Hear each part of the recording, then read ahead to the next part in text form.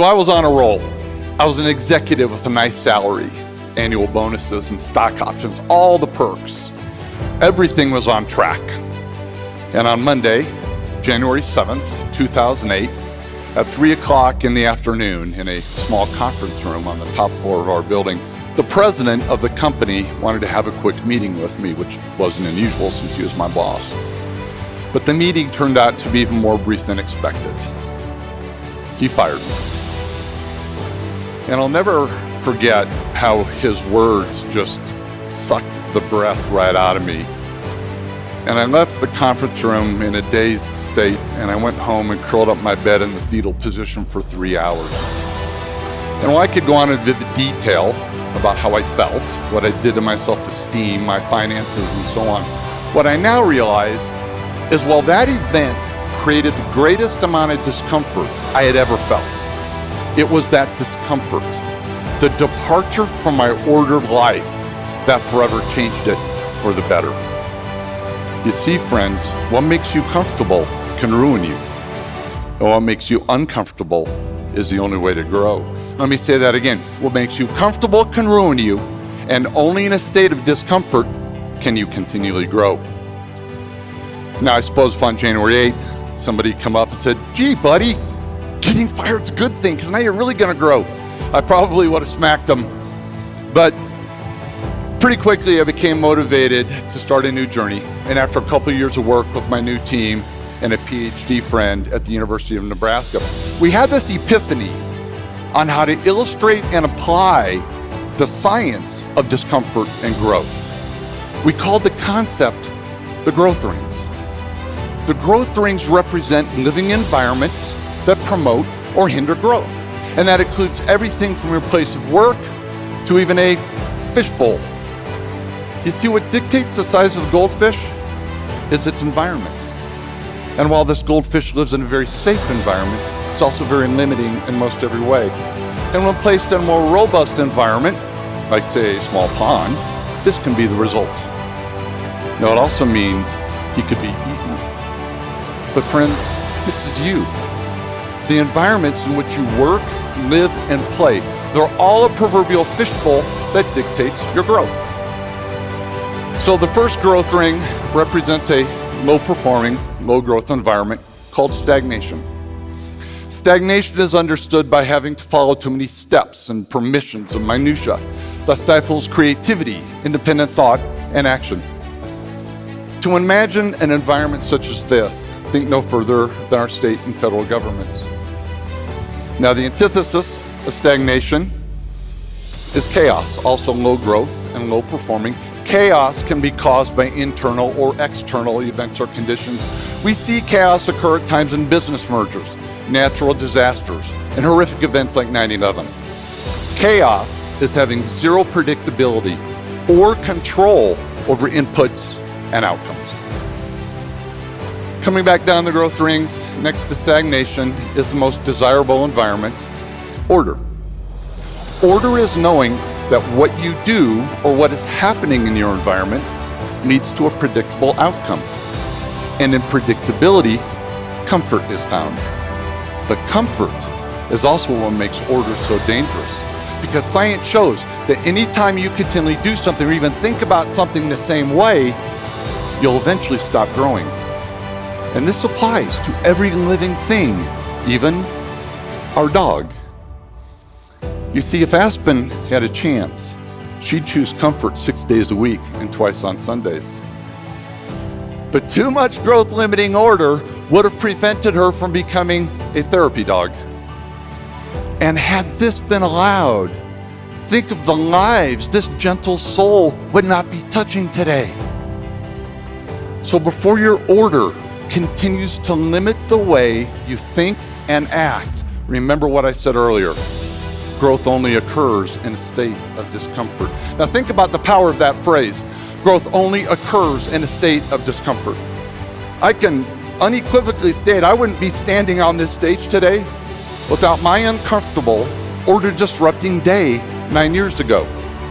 By the way, I'm not recommending you go get fired to see if it leads to a TED Talk, but when you feel discomfort hit, That means you've entered the complexity ring. Complexity is nothing more than changed order. But when your order is changed, outcomes are no longer predictable, and it's unpredictability that makes you uncomfortable. And well, most times, your visceral response to discomfort is not just no, but hell no. You can actually learn how empowering it is to consciously acknowledge discomfort, and then when appropriate, choose complexity over order. And I know seeking discomfort sounds odd, not many people do it, but you have to learn to embrace it, because it's the only environment where sustained or exponential growth can occur. Okay, to weave high growth complexity into the fabric of your lives, there are three primary ways it can be triggered. Complexity trigger number one is it can be forced upon you. When I got fired, I didn't have a chance to stay in order. Complexity was selected for me. And when this happens, how much you grow depends on how you respond to it. Now, I could have remained angry. I could have used it as an excuse. But what I actually learned is that I suck as an employee. And I'm much better off accepting the risks of running my own company.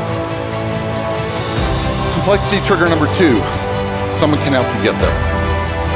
This is the role of parents, teachers, coaches, and bosses, because left on their own, people will consciously or subconsciously select the comfort of order. And they then need to be pushed into complexity in order to continue growing. My youngest daughter spent most of her high school life training to play tennis. And her coach was pretty familiar with our work on complexity and the growth rings. So I called him up one day to check on Maddie's progress, and I was able to phrase my question like this. I said, "Hey Lee, how long has it been since Maddie's been pushed deep into complexity?" Lee's response, "Funny you'd ask, Bill. We got there yesterday." She broke down into tears on the tennis court. Well, knowing how tough my daughter is, and the fact that she never cries, told me she was deep into complexity. But friends, this is where critical developmental decisions are made, because the old Bill, the pre-growth ring Bill, would have intervened and wanted to know what was making her so uncomfortable. Then I would have done everything I could to try and get her happy again. What I really would have been doing is removing the complexity and putting her in order. I actually would have been stifling her development. But the new post-growth ring Bill relished in his daughter's discomfort. And it was the coach's next words that told me everything I needed to hear. He said, "But Bill, I gotta tell you, it took a heck of a lot more to get her to the limits of complexity this month than it did last month." Discomfort was causing her growth. Okay, but what if you're not lucky enough to live or work in a robust, high-growth environment? What if you're stuck in order, or even worse, stagnation? Well, the great news is everyone can trigger complexity at any time. So complexity trigger number three, trigger it yourself. Take a journey with me back to Montgomery, Alabama in the 1950s. Imagine, if you will, a young girl who's black, and she attends an all-black high school. And she takes a city bus to get there and home, which wasn't unusual in that era. And on March 2nd, 1955, she boards the bus to come home from school, and she sits near the back in the first row of seats where blacks were allowed to sit. And as the bus continues to fill with white people, there's eventually no more room in the front of the bus. And according to local law, she needed to move further back to create room for white people to sit. You see, Montgomery had an order in place that, when followed, led to a very predictable outcome: repression of people with little conflict.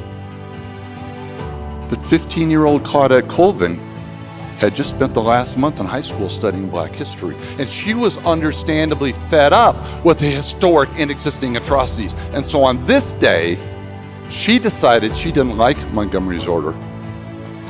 And by refusing to give up her seat, She sent a community, our laws, and our entire country into complexity. Yes, 9 months before Rosa Parks made her famous decision to stay put, it was a 15-year-old girl that was handcuffed, dragged from the bus, and taken to prison.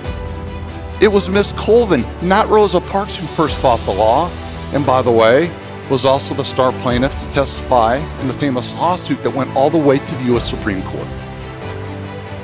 So, I use Claudette's actions not to heighten awareness of race issues, although that's not necessarily bad, but I use it as an example of every issue, of every situation in an ordered environment. It's a real and perfect example of complexity forcing people, our communities, and our courts into discomfort, and the downstream impact that can occur anytime someone elects to move from order. Dr.